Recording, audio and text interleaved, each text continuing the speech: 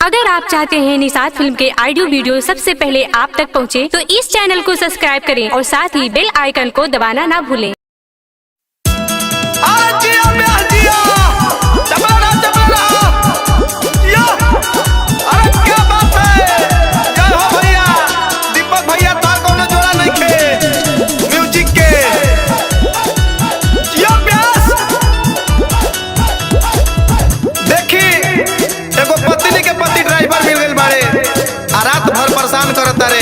जब भोरहरिया भइल बा